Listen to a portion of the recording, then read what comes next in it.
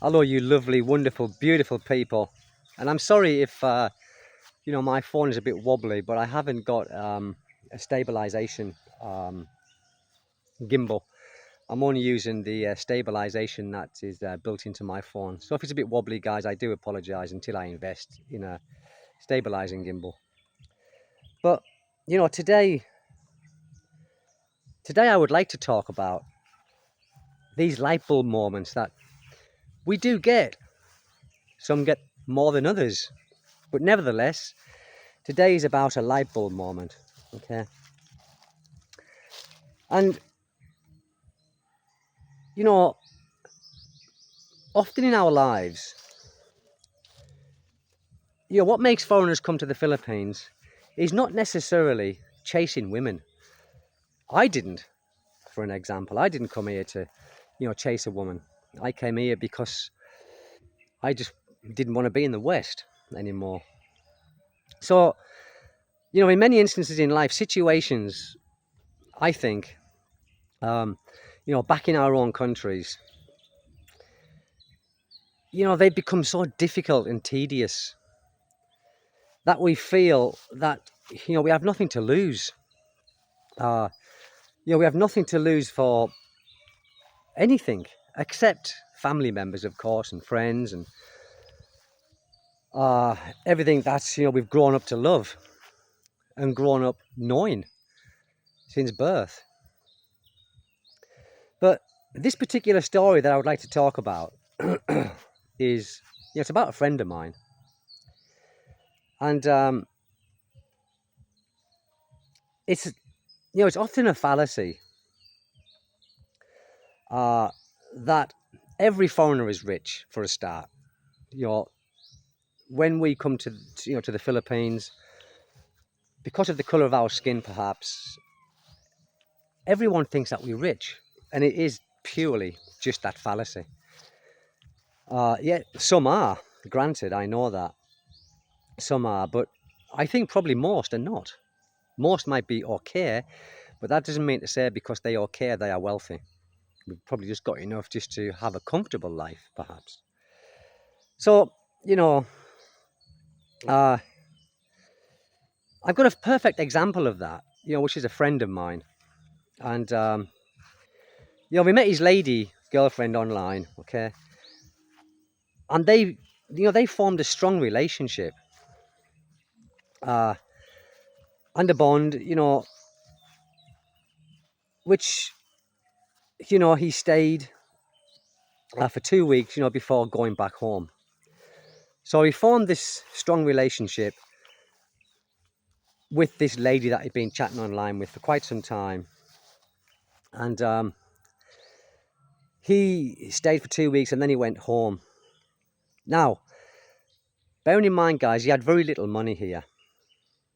And his light bulb moment was, when he was back in Australia, um, he got a herniated disc, painful, in your back, so you can't move, it's very painful, especially the older we get, guys, especially the older we get. Anyway, so, like he was off work for quite some time, and I think it was around about 6 months off, something like that, that he said he was off work. So obviously off work for all that time. Hello, Linda. Hello. So he's off work for all that time. Obviously no money. Your salary is probably statutory sick pay or something like that, which is very minimal. So after returning to work, after about 6 months, I think he said, he had to do light work duties, very light work duties, okay? But having no savings, he was renting and he was struggling in a big way. He was struggling to survive in his own country. And, he didn't want to leave his work, until, you know, one day this happened. Okay. And I think this was the beginning of the change of his life. One day his car broke down. Okay. His car was old and he just simply ran out of life, just like we do when we get older, I think. So what he did, he went to the bank and he tried to get a savings loan or a loan from the bank, which many of us can if we have credit history. If we have credit history, it's no problem. But my friend, he didn't have an history with the bank or with any financing or money lending. So, of course, what happened? They did not lend him the money, okay? So he was buggered for work. He couldn't get to work. And the money that it was going to cost him in transport, it wouldn't have been worth it. So he resigned from his job because he just wasn't going to be viable for him to do it. So what he did, he was quite lucky because he had a brother, and the brother said to him, "You can work for me."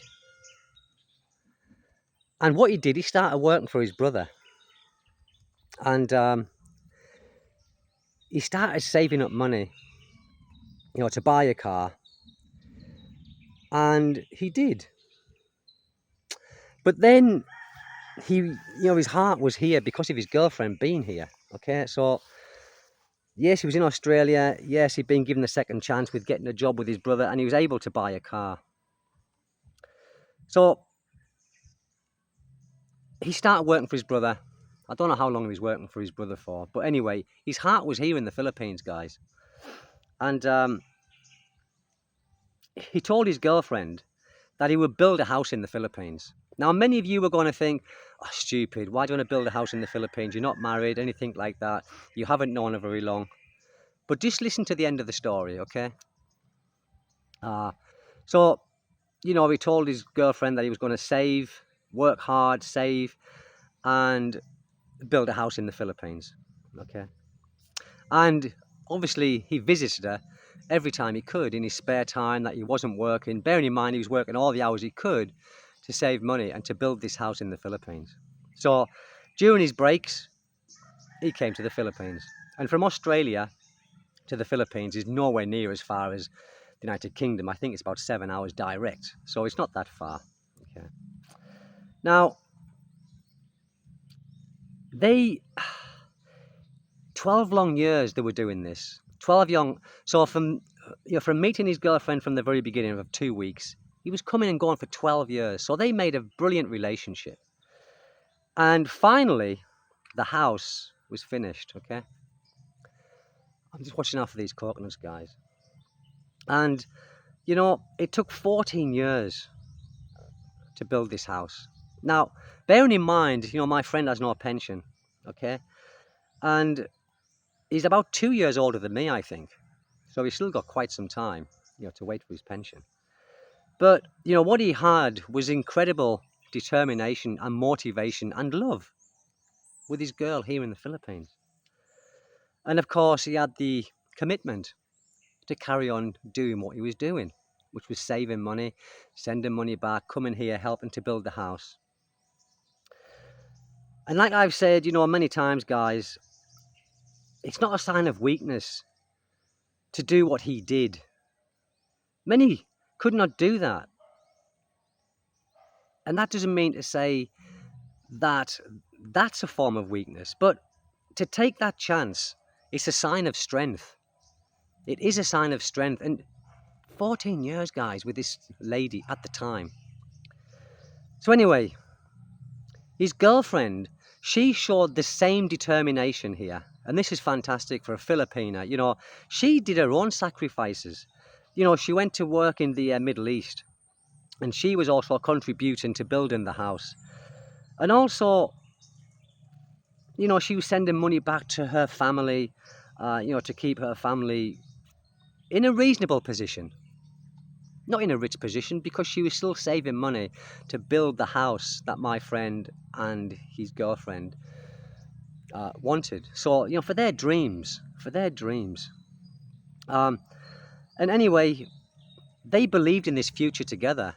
And with perseverance, anyone can do it if you have that perseverance. No matter how much down on your luck that you are and how much life seems shit, if you have determination and you love someone enough, you can do it. And my friend did it.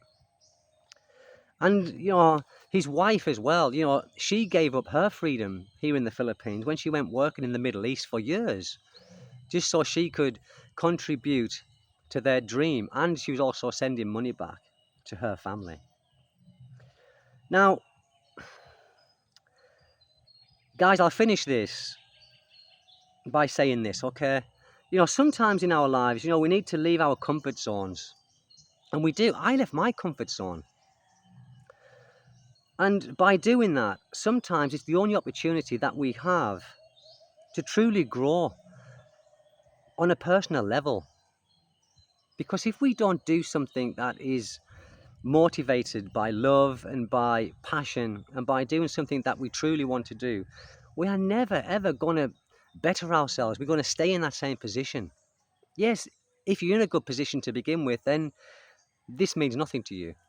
But to me it does, because my friend did this over the time of that 14 years. And now, by the way, they are engaged to be married. Okay, and they are now living full-time in the Philippines. So, we might not, want to do it, but we may see every reason why something won't work instead of looking at the positives and the things that may work. And that's what makes a difference, guys. So the moral of this story of my friend is, no matter how shit that your life seems, there is always a way out if you're willing to go for it and keep that dream alive and keep these hopes that you hold inside of you alive. If you don't, then you're going to stay the same. Like I said, if you're happy where you are, then perhaps you don't need to do something like what my friend did. But what a good story though, guys, eh? From someone who met his girlfriend online 14 years ago, to coming out here and seeing her for 2 weeks, taking a chance, because 2 weeks is not a lot of time, but obviously they had this bond, and he kept coming over the course of the 14 years and sending money. And when he was here, he was helped building the house. And his fiance, to contribute her side of it, she went to Saudi or the Middle East somewhere. It might not have been Saudi, I can't remember. But nevertheless, she was just as committed as my friend. And now they're happy, they're here, he's here, they're living in the house that they both built, not just him. They both built this house. So it's not all about people wanting to take. It's just some families do. But also, guys, there are some brilliant Filipinos and some good families here who don't expect overtime. And my friend was lucky enough to find a lovely lady that was willing to do what was necessary for them to be together. And they're very happy, and they are going to come to Dipolog later this year for his birthday. And I will meet up with them, have a few beers. So guys, I'd just like you to take this story as a bit of inspiration to some of you people who might be thinking about doing this, but you might have these doubts, or you might have family and friends saying, don't do that, you're going to lose everything. There is some horror stories about the Philippines. Yes, there is. But you can't take notice of everyone all the time. If you do, you're never going to move forward. And you're obviously not feeling totally happy to be having those feelings to begin with about wanting a change in your life. Take that change, take that jump. Right or wrong, as I say many times, make it strong. There are many success stories here in the Philippines. There are many horror stories too. And all of this legacy things, like people say, well, I want to leave a legacy. Look, a legacy is nothing. A legacy is just a memory. It's something that you've left behind for somebody else. You're forgot about. So I don't believe in legacies. I built my house for my wife and my son. It's not my legacy. It's not their legacy. It's just something that we do. It's not like where we in England, we build a house and we say, I'm leaving the legacy for my children. It's an inheritance. That's the difference. It's an inheritance for them. It's not a legacy. I don't believe in legacies because we soon forgot about, okay?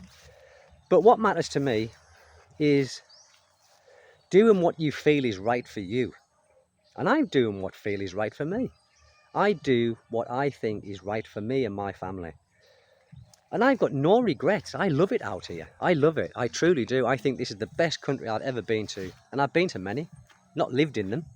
Well, South Korea and Japan, but that was different circumstances. I was working. So you can't say living there as a holiday because it was a working, uh, it was a working vacation, if you like. But it's not as good as this place. So guys, that's the story. And I hope you enjoy it. And I hope it's give even one person who listens to this or watches this video, even if it gives you one bit of inspiration, like my friend did, never give up, never give in. If it's something that you want and you're determined to do it, put in the work, keep that motivation going and do it. Thank you guys. Take good care. Don't forget to like and subscribe. Thank you. Bye bye.